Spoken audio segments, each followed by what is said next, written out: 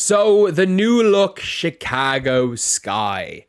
In this video, we're going to be talking about whether or not the new look Chicago Sky are better than the Indiana Fever.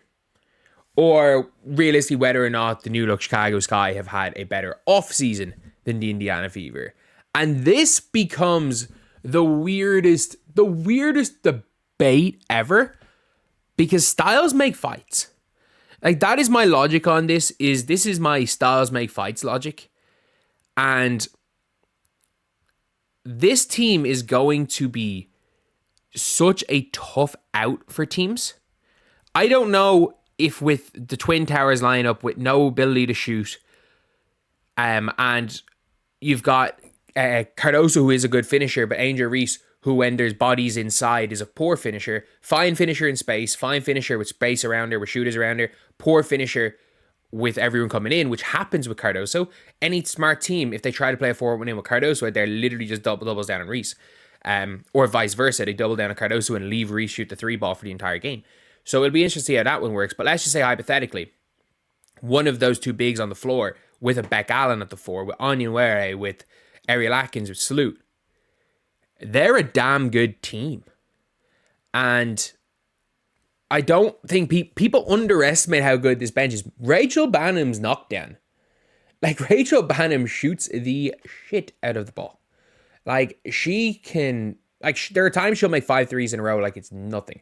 That's the type of player Rachel Bannum is. So you've got Rachel Bannum there on the team, off the bench. You've got, like, Mariah Jefferson. I don't rate Mariah Jefferson that highly. I think she's fine.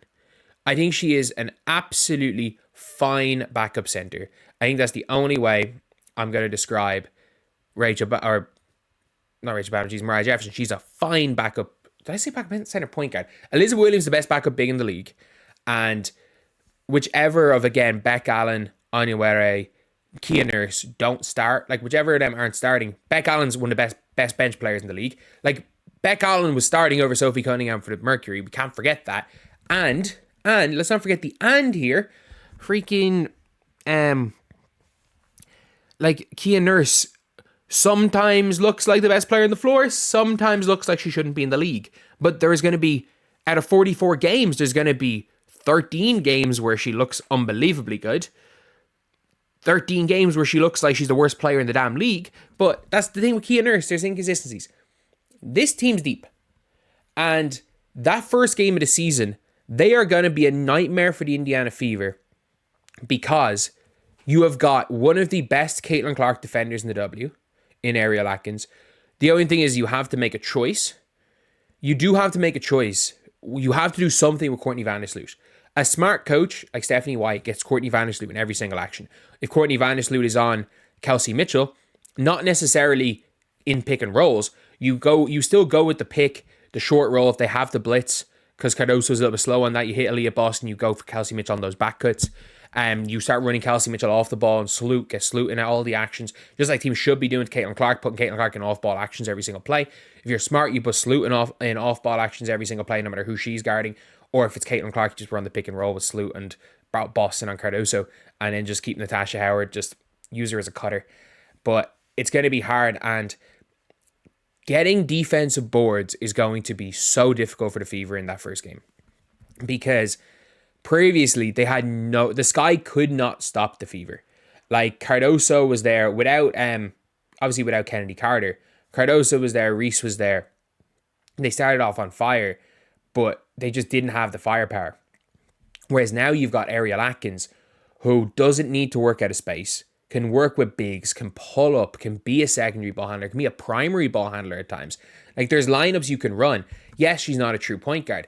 There are lineups you can run. Ariel Atkins the 1, Kia Nurse the 2, Anya Were at the 3, or Beck Allen the 3. Even, heck, you could run her. You run Beck Allen there at the 4. Like, it leaves so much flexibility in their lineup. But I'm out here glazing the Sky right now. They're not as good as the Indiana Fever. The Fever have the most offensive firepower ever in the WNBA. They do. I'm not saying they're going to be the best offense ever. They have the most offensive firepower ever. And you can be like, oh, Aja Wilson, Chelsea Gray, Kelsey Plum, Jackie Young, and Candace Parker. I get it. Like, they do not have somebody that changed the tempo of games and made a team. Like, people don't realize Caitlin Clark turned one of the worst offenses in WNBA to the best offense in WNBA with just the addition of her. Like, just the tempo, the speed that the Fever are playing at. They're not, like, the Sky are not going to be able to keep up with the Fever's tempo. But it's really that game, like, styles make fights, and the Sky, especially with the Twin Towers lineup, are going to have to rely on difficult shot makers, grit, grind, and the occasional possessions where the two bigs are playing ping pong off the backboard to each other, because no one's going to be able to rebound both of them. They are going to be hard out. You got to be so disciplined on the defensive glass. That is how you're going to beat Chicago Sky. If you can win the defense, like, if you protect the defensive glass, you're going to beat the Sky. The difference is this year, the Sky of shooting, the Sky of wings, the Sky of length, the Sky of athleticism. Like, the Sky are not they're not bringing out. Who did the Sky have like last year? Like, they're not bringing out Dana Evans to shoot her floaters. They're not bringing out Izzy Harrison and telling her, don't be a stretch four, play at the 5. Like, some of the crap with the Sky last year, like, they had good players, they didn't fit. Like, their pieces just did not fit last year. Like, Dana Evans is a fine player, not with what the Sky were trying to do with her last year. Their pieces did not fit. And this is a team, this is an above 500 team, by the way. Like, they are going to, like, they're going to, I think they're going to lose to bad teams. They're going to beat good teams. And that's why I think that first game is going to be such an interesting one. Because when you are going to be, like, as much as they want shooting, they're going to have to play at a slower pace. They've got Courtney Vandersloot, two bigs. They're going to play at a slower pace, but at least they can spread the floor a bit. When you are a slow down offensive grit and grind, big rebounding team like they were early last season, because they're going to be a real good defensive team as well this year. Again, bit like they were early last year, they're going to be a tough out. Like, early on in last season, I predicted the Sky to make the playoffs when they had Marina Mabry, when Angel Reese was not getting force-fed post-ups, which is, like, idiotic. Neither of these bigs are post-up bigs. Like, Camila Cardoso is, when she's able to just turn and score, she's great. She runs the floor unbelievably well for her size. She rebounds well. She's not someone who's going to post-move, shimmy somebody and score over them. Angel Reese's post-game is one hard dribble and shot put the ball from her neck and hope it goes in, gets blocked most of the time. Angel Reese works off seals and rebounds.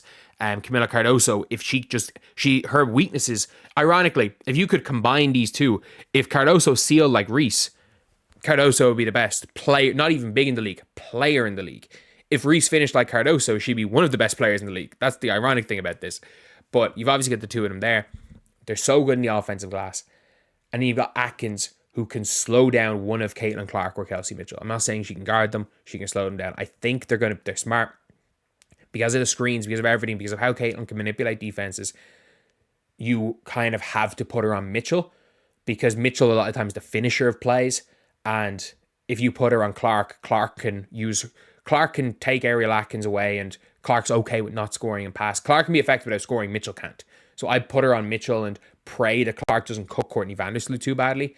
Added a pick and roll and pray they can deal with it.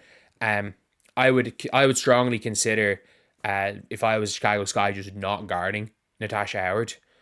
Like, I would just dare Natasha Howard to shoot. I'd have Cardoso playing a little bit and help, and I would have Angel Reese being the player to blitz those pick and rolls on Aaliyah Boston if they're doing that, or if they are really creative with it, you can put Courtney Vandersloot on maybe like a DeWanna Bonner, pray that she doesn't post up, even though there is the height thing. Live with DeWanna Bonner shooting over Courtney Vandersloot, putting Michaela Onyenwere on ball and switching screens. Or if you're creative, put Angel Reese on ball, put Michaela Onyenwere on Aaliyah Boston, use Camila Cardoso as like a help side defender, dare Natasha Howard to shoot, and you can switch those screens. You could switch that high ball screen. I think they're going to be running a lot of off-ball screens, but you go under every off-ball screen and just pray that they curl and hit the middies. Live with them hitting the middies. Like, the Fever have so much offensive power, it's about what you give. And that's what I would probably do if I was the Sky, especially with their projected starting lineup, what way I would defend the Indiana Fever. But it's going to be a really interesting game, because the way the Sky are set up, they're a good defensive team. They're gritty. They play hard. Styles make fights. And there's a possibility that this, even though the Fever are the better team, the Fever are by far the better team, there is a possibility that just the way the Sky rebound, if the Fever come out in any way flat, like if you come out flat against this Sky team with the way that they rebound, if you're switched off a little bit and they're just grabbing everything, anyone can lose on any given night to this team. So yeah, there's a chance the Fever lose. Over the course of 44 games, are they going to finish ahead of the Fever? Almost certainly not. But that game 1 of the season, which prior to this trade, I was like, Fever, prior to this trade and prior to, in fairness, like the Beck Allen stuff, heck, even just prior to this trade, I'm like, 5-0 sweep Fever. If the Sky win 1, it should be a success. Now I'm like, as a de facto Fever fan, if we go 4-1, it's a serious success. If we go 3-2 might be is okay, just a winning one. But if you're the Sky, you're looking to win 3 of those 5. And if you win less than 2, it's been a disaster. If you don't win 2, if you go 2-3, you're okay with it. You want to win 3, but if you go 1-4, unlike previously, I thought 1-4 would have been the best they could do. If you're the Sky and you go 1-4, you'd be pissed. But anyway, I'll see you guys.